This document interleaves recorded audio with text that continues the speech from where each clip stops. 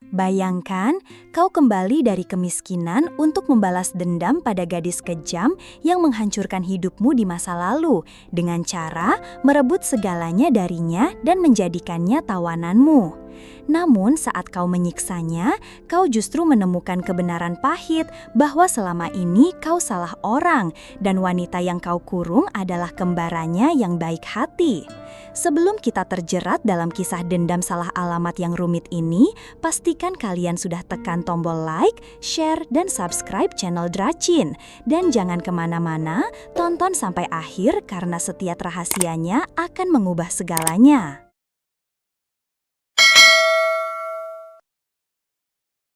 10 tahun yang lalu, hujan turun dengan deras namun tidak mampu menghapus noda darah dan lumpur dari seragam sekolah Arga yang robek. Ia terbaring di belakang gimnasium yang sepi, merasakan sakit yang tajam menjalari kakinya yang patah dan dinginnya penghinaan yang membekukan hatinya. Di hadapannya berdiri Laura, sang permaisuri sekolah.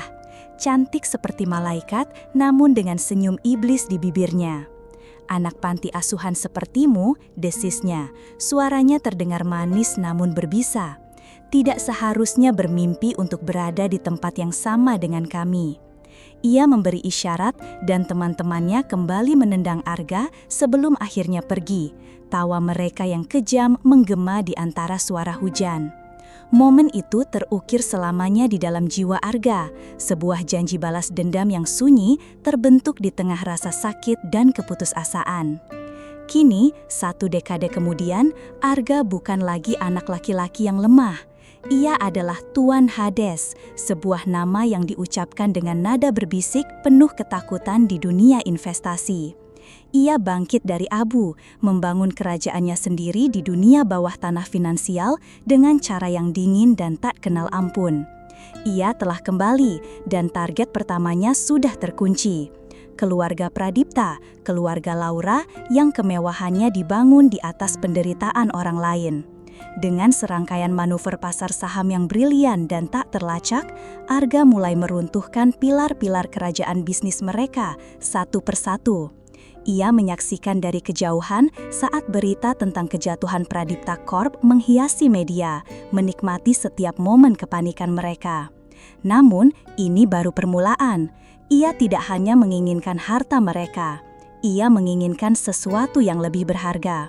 Ia menginginkan permaisuri iblis itu sendiri.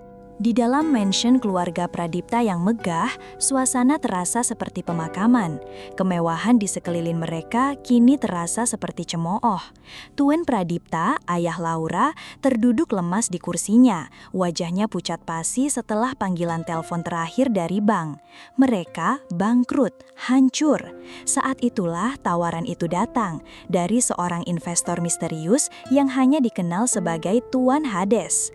Ia bersedia menalangi semua utang mereka, menyelamatkan nama baik keluarga mereka dengan satu syarat yang aneh. Ia menginginkan putri mereka, Laura, sebagai jaminan, bukan sebagai sandera, melainkan sebagai asisten pribadi yang akan tinggal dan bekerja untuknya selama 1 tahun.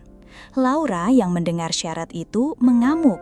"Aku menjadi pelayan untuk orang rendahan yang tidak jelas, tidak akan pernah," teriaknya.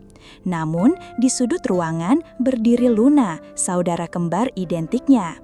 Mereka seperti cermin, sama-sama cantik namun memantulkan jiwa yang berbeda.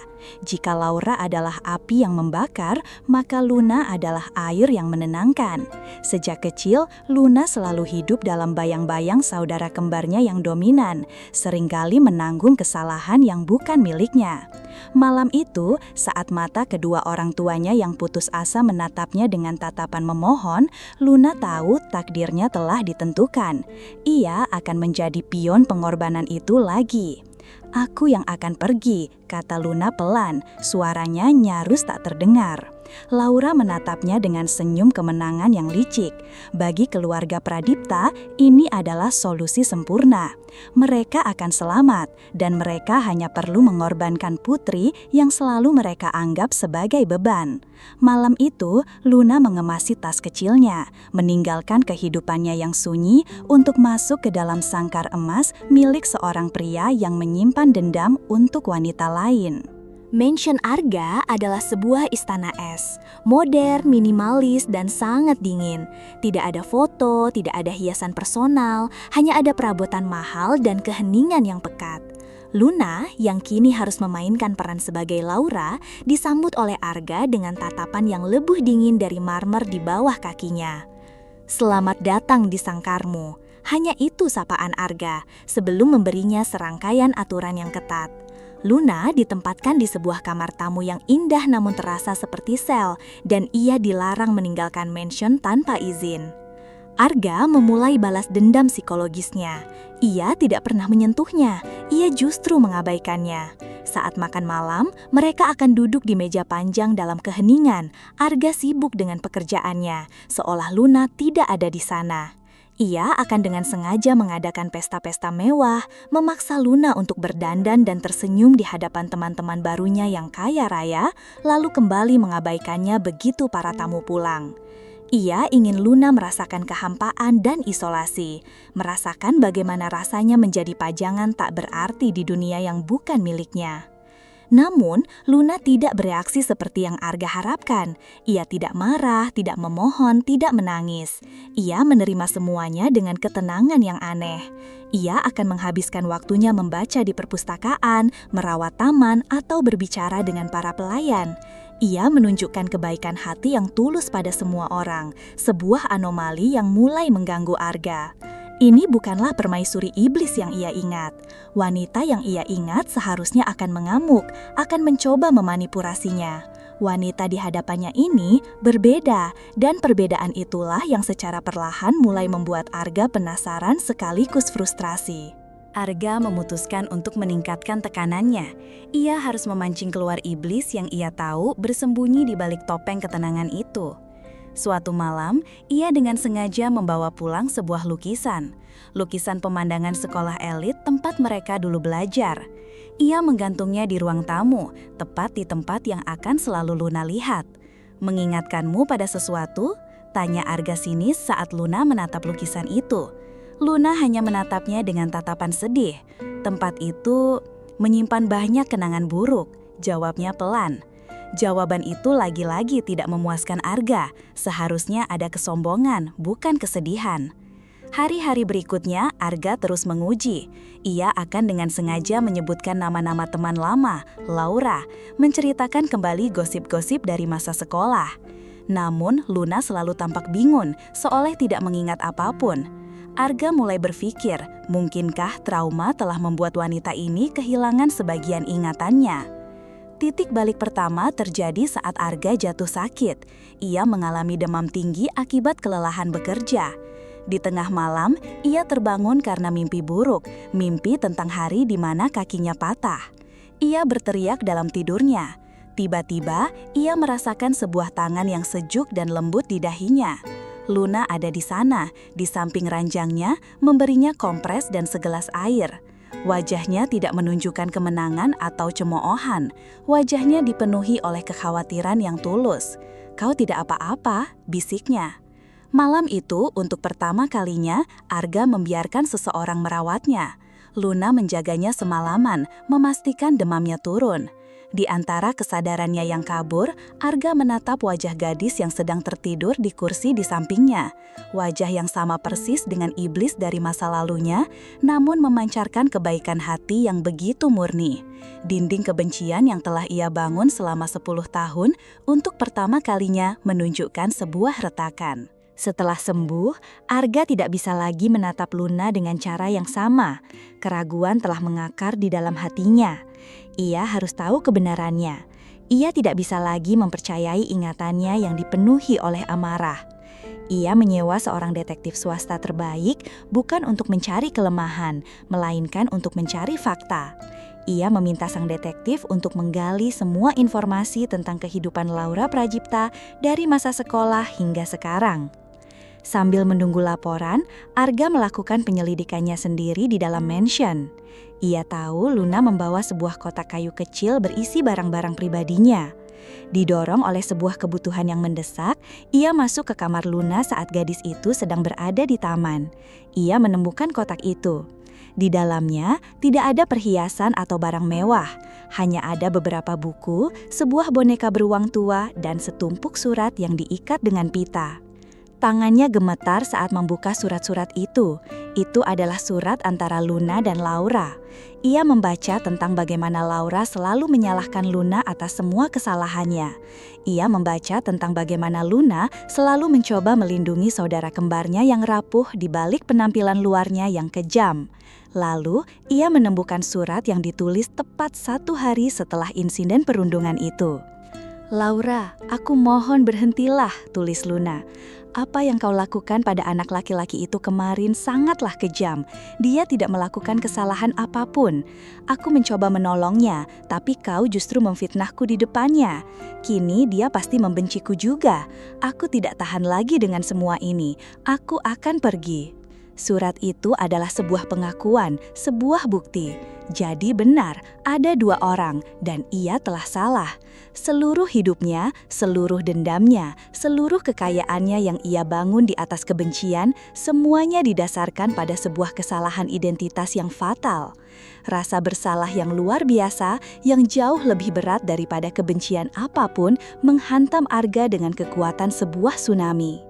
Laporan dari detektif swasta datang keesokan harinya, mengkonfirmasi semua yang telah ia baca, tentang keberadaan Luna, sang kembaran yang baik hati, tentang bagaimana Luna mengalami depresi berat setelah insiden itu, dan akhirnya dikirim oleh keluarganya ke sebuah sanatorium yang tenang, sebuah pengasingan yang disamarkan sebagai sekolah di luar negeri, dan tentang bagaimana Laura, sang pelaku sebenarnya, terus menjalani hidupnya seolah tidak terjadi apa-apa. Kebenaran itu mengubah Arga sepenuhnya. Ia menatap Luna dengan tatapan baru, bukan lagi sebagai tawanannya, melainkan sebagai sesama korban. Ia kini mengerti ketenangan dan kebaikan hati gadis itu. Itu bukanlah sebuah topeng, itu adalah jiwanya yang asli. Sikapnya berubah total. Ia tidak lagi mengabaikan Luna. Sebaliknya, ia mulai mencoba mendekatinya dengan canggung. Ia akan mengajak Luna berbicara, menanyakan tentang harinya. Ia akan memerintahkan koki untuk memasak makanan favorit Luna. Ia bahkan mengubah salah satu ruangan di mansion menjadi sebuah studio lukis yang lengkap setelah ia tahu bahwa Luna sangat suka melukis. Perubahan drastis ini membuat Luna semakin bingung. Pria yang tadinya adalah sipirnya yang kejam, kini berubah menjadi seorang teman yang penuh perhatian. Ia tidak mengerti apa yang sedang terjadi. Ia mulai merasakan getaran aneh di hatinya, sebuah perasaan yang tidak seharusnya ia miliki untuk pria yang telah menghancurkan keluarganya. Di saat yang sama, berita tentang Laura yang kini hidup bahagia di mansion Tuan Hades sampai ke telinga Laura yang asli. Didorong oleh kecemburuan dan sifat posesifnya, Laura memutuskan bahwa sudah waktunya untuk mengambil kembali apa yang seharusnya menjadi miliknya. Ia tidak bisa menerima jika pria yang seharusnya menjadi miliknya justru terlihat bahagia dengan kembarannya yang selalu ia benci. Laura datang ke mansion Arga tanpa diundang. Ia muncul di ambang pintu, cantik, glamor, dengan senyum iblis yang sama persis seperti yang Arga ingat. "Kejutan," katanya. Matanya menatap Arga, lalu beralih ke Luna yang berdiri di belakangnya. "Sepertinya penggantiku bekerja dengan sangat baik." Luna membeku saat melihat saudara kembarnya. Trauma masa lalu langsung kembali menghantamnya. "Laura, apa yang kau lakukan di sini?" bisiknya. "Tentu saja untuk mengambil kembali posisiku," jawab Laura sinis. "Permainanmu sudah selesai, Luna. Sekarang kembalilah ke lubangmu." Ia kemudian menoleh pada Arga. "Dan kau," katanya dengan suara manja, "aku dengar kau telah merawat aku dengan sangat baik. Sekarang saatnya kau melayani yang asli." Saat itulah Arga melangkah maju, memposisikan dirinya di antara kedua saudara kembar itu, melindungi Luna. "Pergilah Laura," kata Arga dengan suara dingin yang mematikan. "Kau tidak diterima di sini." Kemarahan melintas di wajah cantik Laura. "Apa, kau lebih memilih barang rusak ini daripada aku?" teriaknya. Ia tidak bisa menerima penolakan. Dalam puncak amarahnya, ia mengambil sebuah pisau buah dari meja di dekatnya dan menerjang ke arah Luna. "Jika aku tidak bisa memilikimu, maka dia juga tidak." Arga bergerak secepat kilat. Ia menahan tangan Laura, merebut pisau itu, dan mendorongnya menjauh. "Cukup," raungnya. Ia menatap wanita yang pernah menjadi sumber dendamnya, dan kini yang ia lihat hanyalah seorang monster yang menyedihkan. "Kau tidak akan pernah lagi menyakitinya."